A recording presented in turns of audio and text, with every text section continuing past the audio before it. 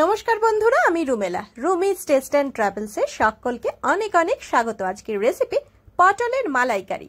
সম্পূর্ণ নিরামিষ আর সুস্বাদু একটা রেসিপি, যেটা যে কোনো নিরামিষ দিনে আপনি চোখ বুজে করে ফেলতে পারেন, আর স্বাদটাও একেবারে অসাধারণ।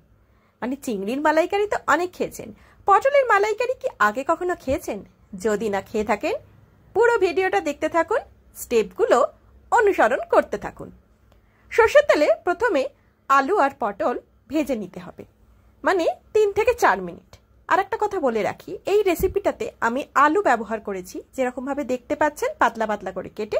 আপনারা যদি চান আলুটাকে স্কিপও করতে পারেন। এবার বাটা মশলা হিসেবে নিয়ে নেব টমেটো, আদা, লঙ্কা, হলুদ, জিরে, ধনে গুঁড়ো আর সামান্য নুন। দেখতেই পাচ্ছেন এই অবস্থায় আলু আর পটলগুলো বেশ ভাজা ভাজা হয়ে গেছে। ঠিক এই মুহূর্তে ভাজা আলু আর পটলগুলোকে আমরা আলাদা পাত্রে তুলে রাখবো। এরপরে আর একটা মশলা করে নেব, নারকেল কোরানো আর সামান্য একটু চিনি, অল্প একটু জল দিয়ে মিহি করে পেস্ট করে নেব। নারকেল কোরানো আমি এখানে 3 থেকে 4 চামচ নিয়েছি। এবার ওই কড়াইতে তেলেই তেজপাতা আর গোটা গরম মশলা দিয়েছি, লবঙ্গ, জিরে, এলাচ, দারচিনি দিয়ে বাটা মশলাটা দিয়ে 7 মিনিট মতন কষাবো। বাটা মশলা কোনটা? নারকেল কোরানোটা নয়, টমেটো আদা পেস্ট যেটা করেছি আমরা সেটা দিয়ে। মশলা থেকে তেল ছাড়তে শুরু করলে নারকেল পেস্টটা দিয়ে আরও 3 মিনিট কষবো। মানে মোটের ওপর 10 থেকে 12 মিনিট ভালো করে কষিয়ে নিতে হবে। বেশ তেল ছাড়তে শুরু করলে, কষা কষা হয়ে গেলে মশলাটা, তারপরেই কিন্তু আমরা ভেজে রাখা আলু আর পটলগুলোকে এর মধ্যে দিয়ে নাড়তে থাকবো। যেহেতু আলু আর পটলগুলোকে আগে থেকে ভেজে রেখেছিলাম, সেই কারণে পটল আর আলু কিন্তু অনেকটাই নরম হয়ে গেছে। তাই শেষ মুহূর্তে যখন আপনারা জল দেবেন, তখন কিন্তু খুব একটা বেশি জল দেওয়ার প্রয়োজন হবে না।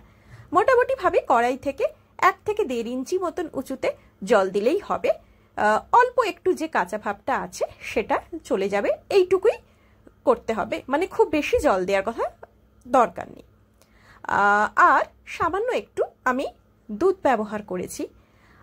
অনেকে এখানে ক্রিম ব্যবহারও করে থাকেন, কিন্তু আমি ক্রিম ব্যবহার করিনি। ক্রিমের পরিবর্তে, ফ্রেশ ক্রিমের পরিবর্তে আমি দুধ ব্যবহার করেছি।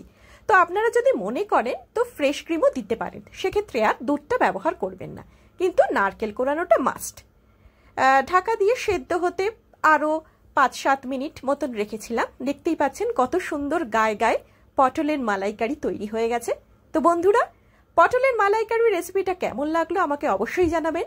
রেসিপিটা ভালো লেগে থাকলে like, share, subscribe my channel Rumi's taste and travels. আর যারা ফেসবুক থেকে পটলের মালাইকারি দেখছেন, সকলে কিন্তু পেজটাকে ফলো করে নিন।